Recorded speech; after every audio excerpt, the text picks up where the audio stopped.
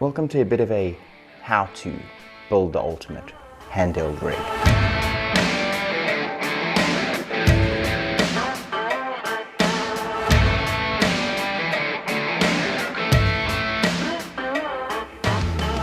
Now in this video I'm not just going to be talking about how I built my rig, but more importantly the thought process behind it if you are building a rig.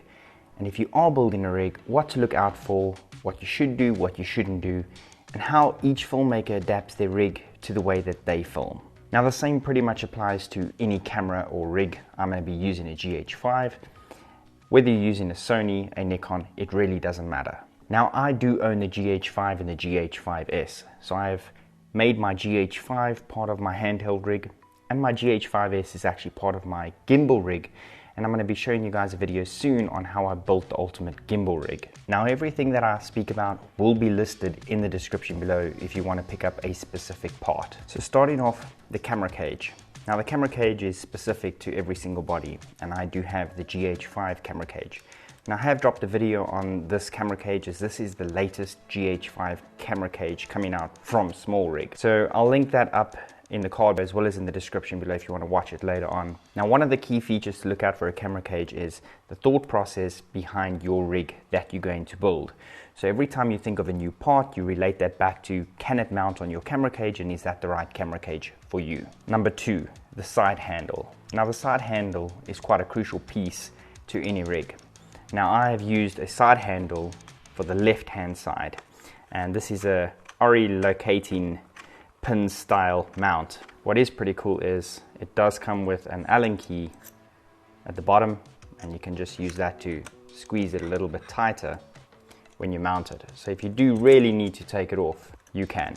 Now the thing with the side handle to look for is, number one, when you hold in your rig, will you be using the buttons on the side over here like I do? So I do a lot of handheld stuff like this, and I often use the buttons on the side for my settings. So having the handle on the left hand side suits me perfectly. Also, I don't have a follow focus wheel on here, which I will be getting soon, but you can actually just use it with your hand on here anyway. So I basically use tap to focus, and then I lock the focus. I don't use continuous autofocus. Now one of the things about a side handle that's really important is it also gives you an additional mounting point, whether you want to mount a microphone or something on top of it. So my left hand side handle is over here.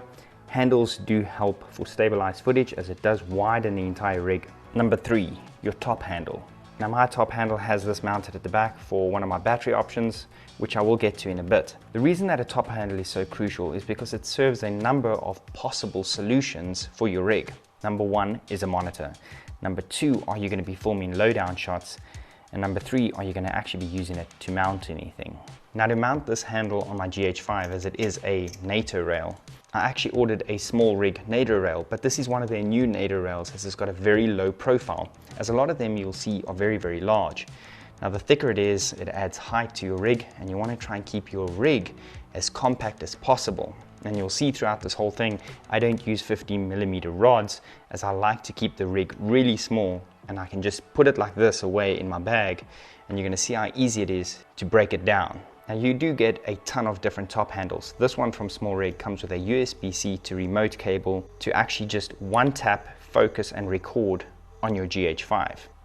So this serves a very, very good purpose for low down shots when you can't get to the record button. Slipping it on with a NATO rail is pretty easy, and what's quite nice with this NATO rail is it's got safety pins so that once it's on, it can't slip off. So you don't have to worry about carrying your rig and the next minute, there it goes. Now for every single part that you pick, you must keep in mind about what you may be mounting to it. So if you're ever going to be buying things, do not buy one item at a time. Throw a couple of items in your basket, visualize if it is going to work, and then slowly start ordering those parts and try and keep to the order if you can't buy them all at once. Number four, the monitor. Now I do want to take a second and say that this video is brought to you by OC, as OC sent me their monitor for review, and I've done a review of it. This thing is an absolute beast. At 3000 nits, it blows everything out of the water, and for its price point, it's absolutely amazing. It's got a very thin bezel on the top and the bottom, so when you mount it to a handheld rig or even a gimbal rig, it hasn't got that large profile, so it doesn't stand up too high. And part of the monitor is your monitor mount. I've got a small rig monitor mount. Now it is a hot shoe one. Now I wouldn't recommend a hot shoe one unless you specifically buying this handle. As you know, hot shoes just screw on and it's not the safest. However, this top handle does have ORI locating pins in the front, so you can mount over there. However, it does have a safety catch for hot shoe mounted monitor arms. You call it a monitor arm, monitor mount. Slip it on, give it a quick tighten. You can even use the Allen key to just squeeze it on a bit tighter. Now my rig, as you're going to see just now when I dismantle it, pretty much stays together like this. And then the showpiece OCT7 just screws on like so. And these monitor mounts are actually friction, so you can actually twist it and it stays in place, and you can go right down if you're going to be filming very, very low, or you can come right up if you're going to be filming some high shots. Now, one thing that I do want to point out about using a monitor and a side handle, and this is quite crucial, a lot of people don't use a left-hand side handle and they put one on the right. Like I said, I can't because I like to use these buttons. I film like this all the time. So keep in mind when you are using an HDMI cable, this is a super ultra thin HDMI cable. I'll link it in the description below. If you are using one, keep in mind that they plug into the left-hand side of 99% of cameras. So if you are using a monitor, you pretty much need a left side handle, because if you didn't have the side handle over here and you had one on this side, you'd have to hold it either by the lens the whole time and then on the right, but that would actually leave you to having to let go of that side handle, slip your hand in between, change the settings, or use the back screen again. So like this just makes so much sense for the way I film. Number 5, battery and power options. As you can see, as it stands right now, if my monitor is a little bit down, it is a little bit front heavy. So what I have decided to do was put a small rig battery mount at the back. This is actually for power banks, as well as specifically, as small rig states, the Anker 13,000 milliamp. Now I have done a full video on how I power my GH5 with the Anker power banks and the Orki power banks, using specifically the dummy batteries. Now what makes this system pretty cool is that once the power bank is on and it's mounted and it's ready to go, it balances out your system as you've got some weight at the back. The reason that I don't just use normal Panasonic batteries is due to the fact that they die too fast, and if I am filming at a wedding and I'm filming with a handheld rig and I'm a solo filmer and then I use my gimbal, I don't have to power this off when I put it down. I can just leave it running, grab the gimbal, do something with the gimbal, and carry on going. And when I say it balances it out so nice, I can take one finger and the balance is perfect. Not just that, but because this arm is so strong and the small rig battery clamp is so rigid and tough, I can film with it pushed up against my chest and kind of use it as almost like a shoulder rig, just to keep it a little bit more stable. And the OC monitor sits perfectly in my vision, so I don't have to look down or look away. And that's one of the things to keep in mind where you mount your monitor. If you're mounting it at the back, like some people do, you can no longer keep your elbows at your side and film, as you'd be looking down the whole time rather than looking forward where you should be. Now don't worry if you are a V-mount battery user. Instead of just using this arm that I did, you could just use the screw plate beforehand and mount a V-mount battery mount over there and just film with it.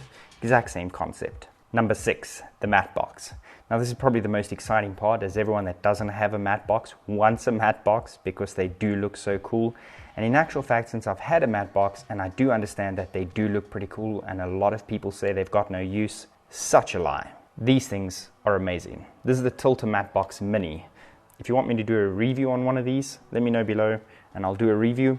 But these can actually mount directly to your lens, so you don't need this little arm that I've got sticking out, but I do like the little arm and I'll show you why right now. So my Tilta Mini Matte Box actually stays on the rig as it is, and it fits straight into my carry case and it just goes on like that. Now I don't use the, what are they, 4x6, the glass plates that actually slide in with the safety pin. I actually still use my variable indies, and I can just put my hand around the front if I want to adjust it and just twist it still. This is what's kind of different from mounting it on the actual lens. Not just that, because I only have one handheld rig, this actually allows me to just loosen the lens and take it out the front and drop my next lens right through the center, making it a lot quicker so that I don't have to take the matte box off and mount it to the next lens. Not just that, matte box provide insane protection for the front glass of your lens. and it's got some mounting points which you could mount something on the front, which I probably wouldn't. Now keep in mind that some cages don't have mounting options. This one has a quarter screw on the front, and I've actually just utilized this little 15mm rod that comes in the tilter box, and I've used it in the setup and just mounted it off to the side.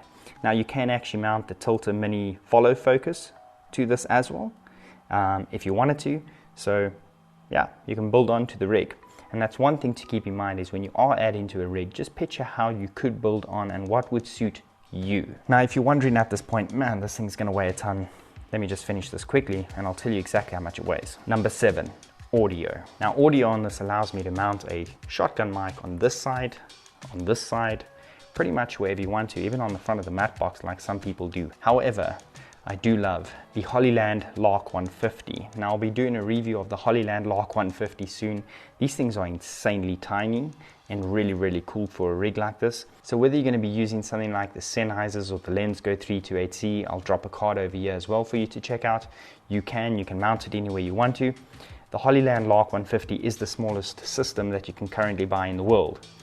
Now where I mount it is pretty cool. It slips onto your camera hot shoe, plugs in, little screen, dials to adjust your gain. You can still use the top handle perfectly without it getting in the way, and there's plenty space. Now this rig weighs, as it stands right here, with the matte box, the Sigma 60mm 1.4, which is the heaviest micro four thirds lens that I own, Lark 150, 13,000 milliamp power bank, as well as a dummy battery, OC monitor with an MPF battery on it, all the cables as it stands. Literally weighs 3.1 kilos, which is really not that heavy. And due to the fact that the weight is so well balanced, it makes it so easy to manage and to film with. Man, can you guys see I'm tired?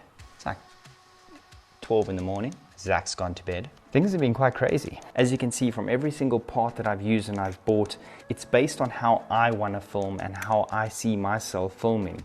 Whether it's BMX shots and skateboard edits and it's nice and low down, or if it's, you know, closer, tighter headshots at weddings of couples and I want something a little bit more static, or just some pan shots to the left hand side, or some of those dolly shots going backwards and forwards. The rig is pretty much just an extension of you, and you need to kind of find out how it works. Now to show you something that I did promise, which is dismantling this and show you how quick it is. I'm going to do it in real time and I'm going to show you in exactly what form I store it. So here we go.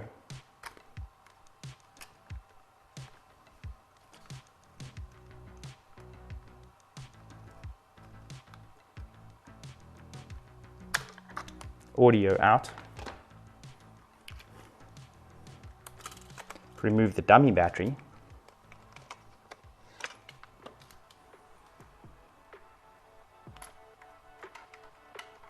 Loosen the top handle, push out the safety pin, and this gets stored separately, and my GH5 rig is down to this really tiny size. And if I do want the mat box off, it's one loosen of the screw and slip it off the same way I put it on. And this is actually how I store my camera, just like this. Now even in the studio I film with it like this sometimes, and I don't need the massive monitor with the extended power, and then I'll just drop in a normal GH5 battery if I'm doing a quick 10-minute shoot.